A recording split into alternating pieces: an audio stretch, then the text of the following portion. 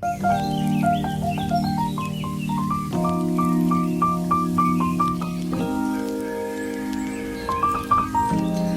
और नए दिन के साथ अल्लाह ताला का शुक्र अदा करते हैं, अल्हम्दुलिल्लाह।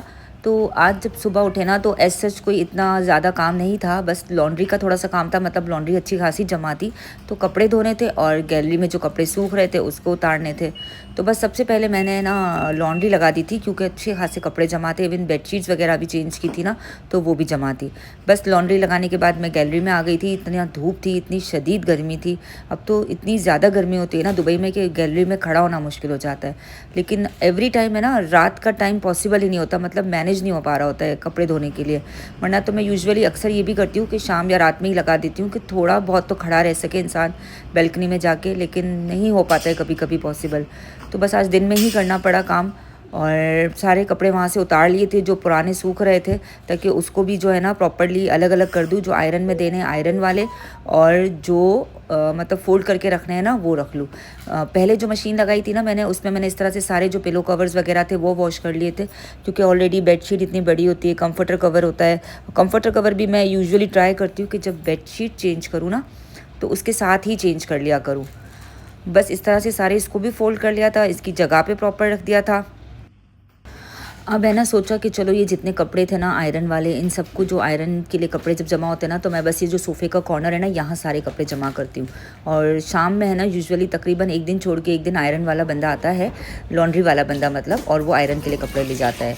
बस इन सब चीज़ों को सेट करने के बाद मैं किचन में आई। मैंने सोचा थोड़े बहुत बर्तन थे तो चलो हाथ के हाथ वो धो लेती हूँ, लेकिन देखा तो बेसन इतना फुल हो रहा था। बस फिर पानी उबालने रखा, और कपड़े वॉश हो गए थे ना, तो मैंने सोचा जब तक पानी बॉईल हो जाएगा ना, मेरे कपड़े मैं बाहर फैला देती हूँ। तो साथ साथ मैं आ गई थी अपने कपड़े निकालने के लिए मशीन से, कि इतनी देर में पानी भी उबल जाएगा, तो मैं बेसन में डाल के देखूँगी कि बेसन खुलता है या नहीं खुलता है। मतलब सिंक की बात कर रही हूँ मैं। और बस इस तरह से मैं आ गई थी गैलरी की तरफ अपने कपड़े सुखाने के लिए। और ये बस ऑलमोस्ट है ना शाम वाला टाइम था, मतलब दोपहर से थोड़ा सा हट के था, लेकिन इस वक्त भी शदीद गर्मी होती है। बट ये कि धूप डायरेक्ट नहीं आ रही होती है, तो फिर थोड़ा बहुत काम हो जाता है। बस फटाफट से मैंने अपने कपड़े सुखाए, क्योंकि इसके बाद मुझे करनी थी कुकिंग, और मैं किचन में आ गई थी। सबसे पहले तो मैंने ये पानी बॉईल किया था। आप लोग को बताया था ना कि सिंक बिल्कुल फुल हो रहा है, तो मैंने यहाँ पर गरम गरम पानी डाला। आप लोग भी है ना मुझे बताइएगा कि अगर आप लोगों का भी सिंक इस तरह से भर जाए तो आप लोग क्या करते हैं, क्योंकि मुझे तो कुछ समझ ही नहीं आ रहा था। मतलब गर्म पानी डालने का भी कोई फ़ायदा नहीं हुआ था। मुझे एट द एंड नीचे बैठकर पूरे पाइप्स को खोल के प्रॉपरली क्लीन करना पड़ा था। खैर बहरहाल मैंने कीमा निकाल लिया था, क्योंकि आज बनाना था कीमा फ्राई। तो कीमे को निकाल के मैंने पानी में डिप कर लिया था, और तकरीबन 1-1.5 घंटे तक उसको छोड़ दिया था। और इसके बाद मैं आ गई थी अगेन किचन में, और उसको अच्छी तरह से वॉश किया। अच्छा, वॉश करने के बाद देखा ना, जब वॉश कर रही थी तो उसमें अभी भी थोड़े बहुत है ना जमे हुए थे, मतलब प्रॉपरली वो खुला नहीं था कीमा। तो मैंने बस उसको ऐसे जस्ट छोड़ा और आटा गूंदने बैठ गई थी, क्योंकि रोटी बनानी थी। कीमा फ्राई होना तो इसके साथ ज़रा रोटी चावल थोड़े बहुत अच्छे लगते हैं, तो मैंने कहा चले, काफ़ी टाइम से रोटी नहीं बनी थी। वैसे तो मुझे इतना मुश्किल लगता है आटा गूंदना, क्योंकि मैंने ना अपनी मम्मी के घर में, मतलब जब तक मैं अपनी अम्मा के घर थी, जब तक तो मैंने कभी भी आटा नहीं गूंदा था, बिल्कुल भी नहीं। इवन इन लॉज़ में, मतलब ससुराल में आने के बाद भी मैंने सच कोई इतनी रोटियां नहीं बनाई थी, क्योंकि मुझे बहुत मुश्किल लगता था आटा गूंदना, और बहुत ही बुरा लगता था। लेकिन अब इतना दिल होता है घर की रोटी खाने का, और कोई है भी नहीं, डेफिनेटली खुद ही करना है, आटा भी खुद गूंदना है, रोटियाँ भी खुद बनानी है। तो बस मैं ज़्यादा है ना इसको वो नहीं करती, मुक्के वुक्के नहीं मारती, इसको सेट नहीं करती। मैं बस हल्का फुल्का गूंदती हूँ। जब सारा आटा पानी मिक्स हो जाता है ना एक सर्टन अमाउंट में, मतलब एक सर्टन थिकनेस के साथ, तो मैं उसको फिर छोड़ देती हूँ थोड़ी देर के लिए। तब तक मैं बाकी सारे काम कर लेती हूँ। जैसे मुझे प्याज की नीड थी, क्योंकि मुझे कीमा फ्राई करना था, तो मुझे वो ऑमलेट चॉप जो प्याज होते हैं ना, अनियन, वो चाहिए थे। तो मैंने बस अनियन को चॉप किया अच्छी तरह से।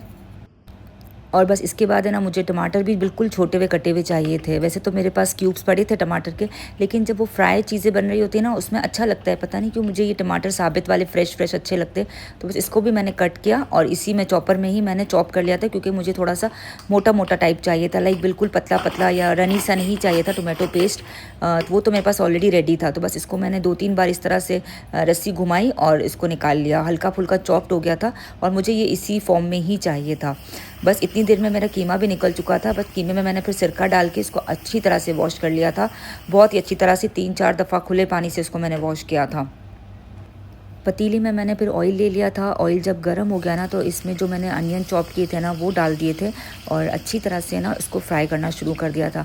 अच्छा, अनियन को है ना मैंने बिल्कुल भी वो ब्राउन नहीं किया था, गोल्डन ब्राउन, बस जब वो थोड़े से क्रिस्टलाइज हो गए थे ना तो मैंने इसके अंदर कीमा डाल दिया था, क्योंकि इसी तरह के अनियन हम लोग जो कीमा फ्राई खाते हैं ना, मुझे इसी तरह के अनियन पसंद है।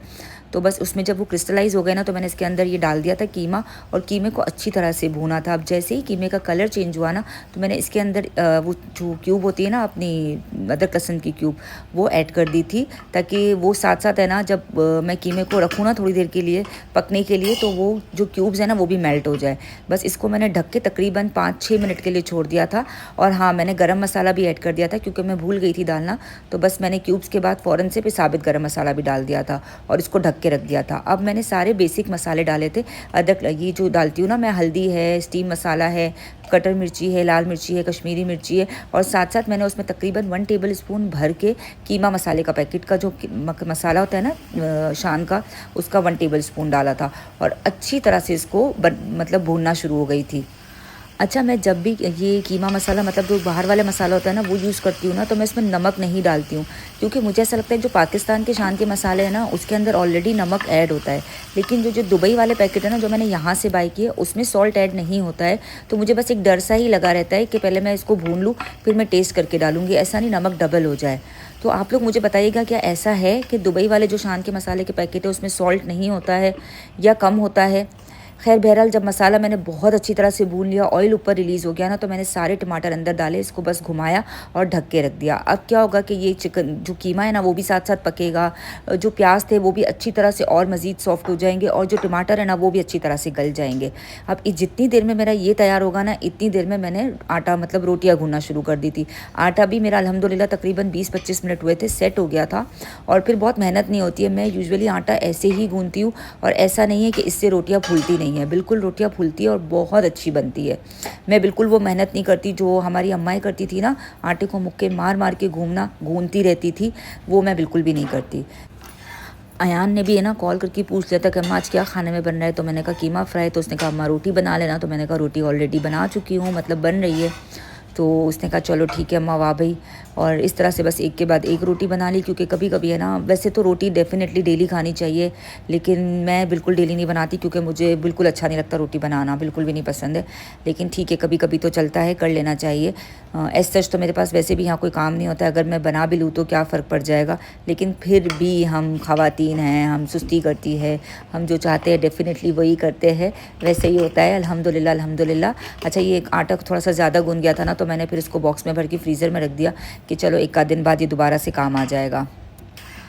अब जब रोटी बनती है ना तो इतना मैस क्रिएट हो जाता है ना कि पूछे मत। बस साथ साथ इसको भी क्लीन किया प्रॉपर्ली, ताकि इसके बाद जो है ना मुझे चावल बनाने थे, तो बस मैंने तो पहले कीमे को देखा। कीमा अल्हम्दुलिल्लाह ऑलमोस्ट डन हो चुका था।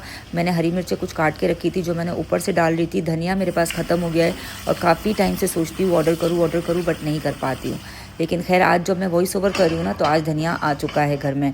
खैर बहरहाल, चावल भी ऑलमोस्ट डन हो चुके थे, खाना प्रॉपर रेडी था, और अयान भी ऑफिस से आ गया था, तो बस मैंने कहा चलो मैं सर्व कर देती हूँ गरम गरम खाना, ताकि हम गरम गरम भी खा लें।